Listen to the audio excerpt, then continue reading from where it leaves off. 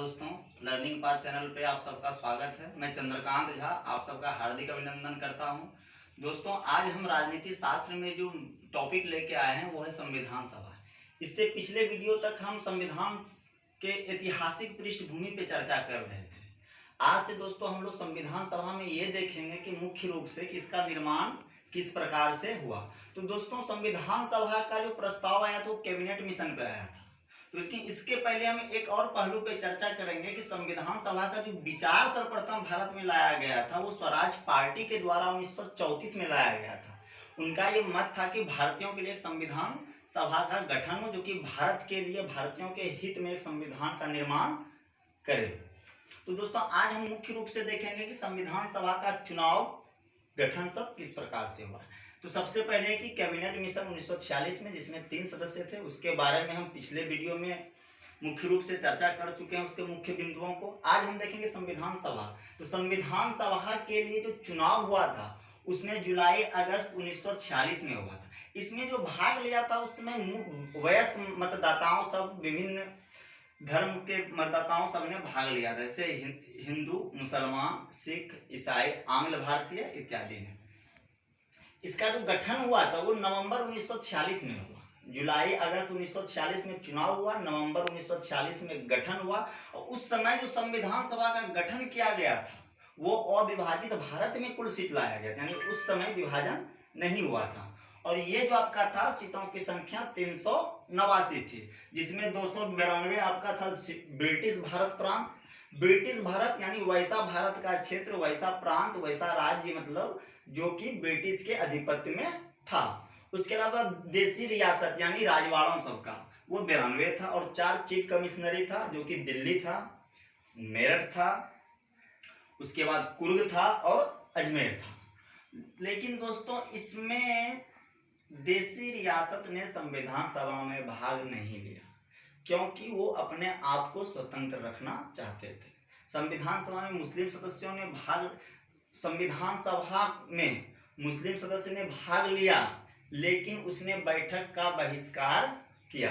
और अंतरिम, जबकि वो अंतरिम सरकार में भी शामिल हुआ है, जो कि हम आपको नेक्स्ट बताने वाले हैं अभी।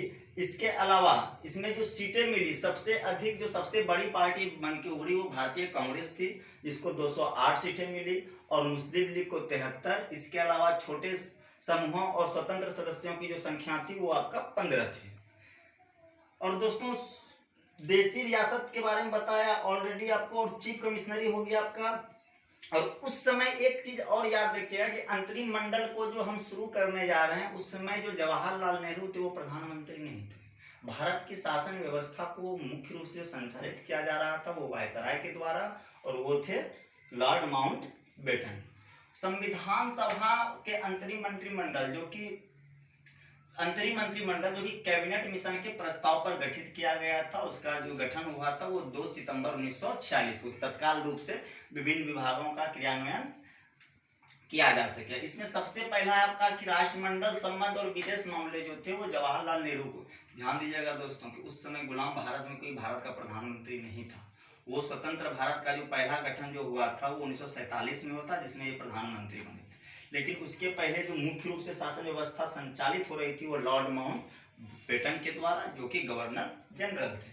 सरदार पटेल उस समय गृह सूचना प्रसारण मंत्री थे। सरदार पटेल दोस्तों, जो कि बाद में देसी रियासतों को समझौता के बल पे, सैन्य कार्यवाही के बल पे, इन सब बलों पे इसने बहुत सारे रियासतों को, कहा जाता है 600 रियासतों को इसने भारत में मिलाया था, जिसके कारण इसको लौह पुरुष की संज्ञा दी गई। डॉक्टर राजेंद्र प्रसाद अंतरिम सरकार में खाद्य कृषि मंत्री थे, जो कि बाद में आपका राष्ट्रपति बने। जॉन मथाई उद्योग और नागरिक आपूर्ति मंत्री थे। जगजीवन राम श्रम मंत्री थे।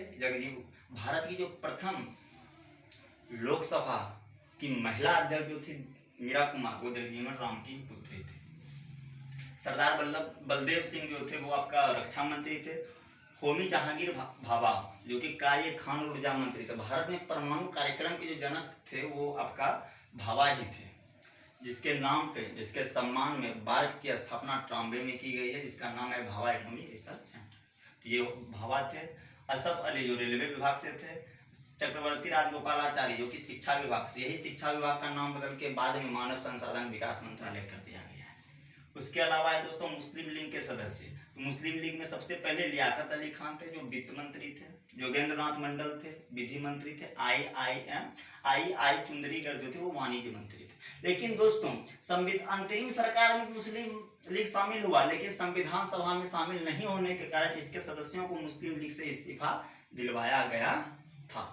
तो ये दोस्तों आज का संविधान सभा का भाग 1 हुआ। कल से हम देखेंगे ये कि संविधान सभा की प्रथम बैठक कब हुई थी, संविधान सभा के प्रथम अध्यक्ष कौन थे। जैसे अब आपको पता होगा कि संविधान सभा की प्रथम बैठक 9 दिसंबर को हुई थी और अस्थायी अध्यक्ष सच्चिदानंद सिन्हा थे, अस्थायी अध्यक्ष डॉक्टर राजेंद्र प्रसाद थे, अंबेडकर की क्या भूमिका थी, कितने समिति बने थे, कितने खर्च आए थे, ये सब चीज़ों को हम नेक्स्ट वीडियो कल के वीडियो में हम लोग देखेंगे। आज का वीडियो कैसा लगा आप हमको जरूर बताइएगा। कृपया पेज को आप सब्सक्राइब कीजिएगा, शेयर कीजिएगा, लाइक